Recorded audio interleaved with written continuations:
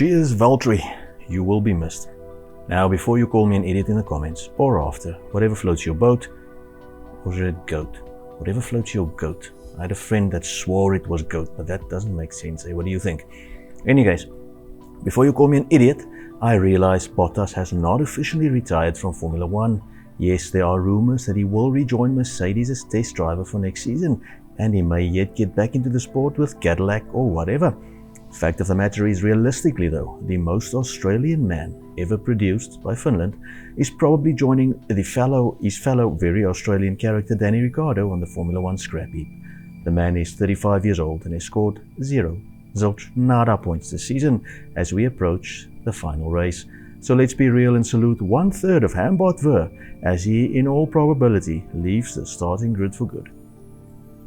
Stats. For a man who never won the World Drivers' title, Bottas achieved very much. 10 wins has him joined 31st on the all-time list, level with world champions James Hunt and South Africa's own Jody Scheckter, the only African to ever win a Formula 1 world title. He has won more races than Mark Webber, Daniel Ricciardo, Gerhard Berger, Jackie Ickx, Juan Pablo Montoya, Gilles Villeneuve, KK My Son beat Lewis in equal machinery Rosberg, and a certain Mr. Sergio Perez. 67 podiums, 20 poles, 19 fastest laps and 6 wins from pole is a great return.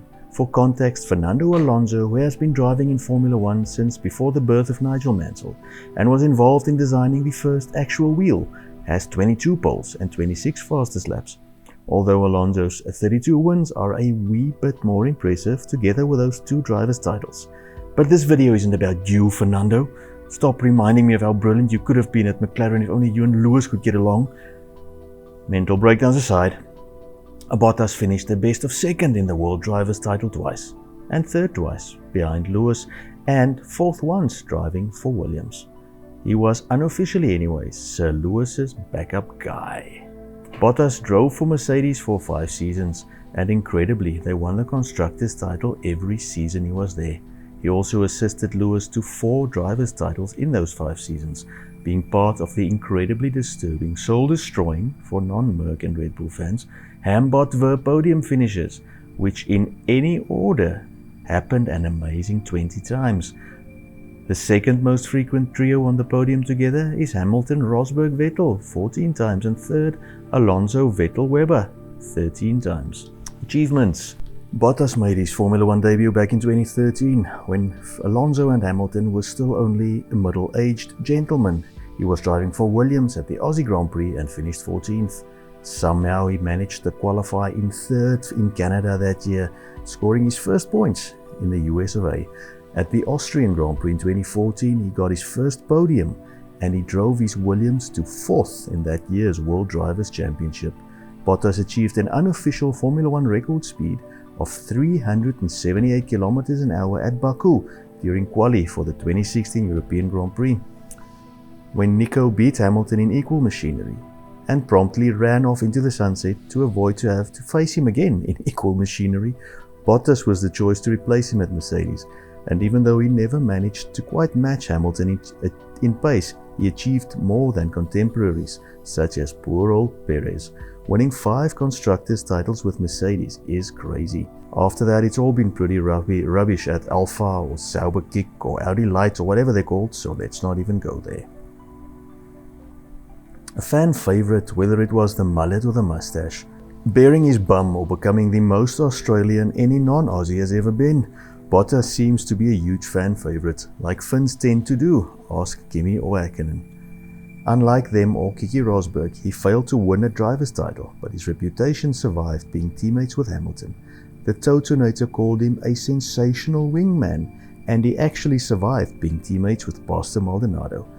The man has the Valtteri Bottas duathlon in Finland each year that raises money for charity, and he famously loves showing his lily-white bum to the world. In 2022, more than 5,000 copies were sold of a photo of a naked Bottas, raising more than 15,000 euros for charity.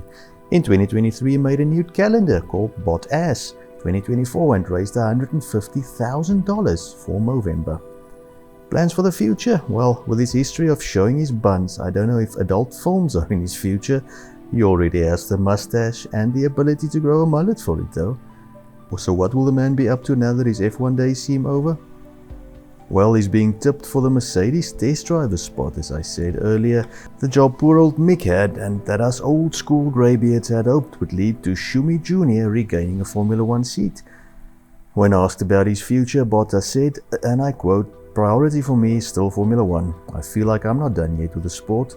So to be around, to be able to hopefully do some testing, etc., I think it gives me a chance for 26, because in this sport you just never know what happens."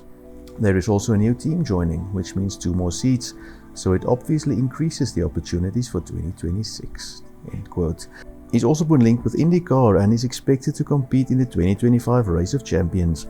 Whatever the man does, he shouldn't be in any financial need to get a job though, and don't expect him to be sending his CV out frantically, because according to the Mirror, he's thought to be worth a £16 million, which if you're a silly South African, comes to about 367 million rand. On that bombshell, it's time to end. Thank you very much for watching. Thank you for hanging around. I once more humbly implore you to consider subscribing and sharing the content. It really does help. God bless and goodbye.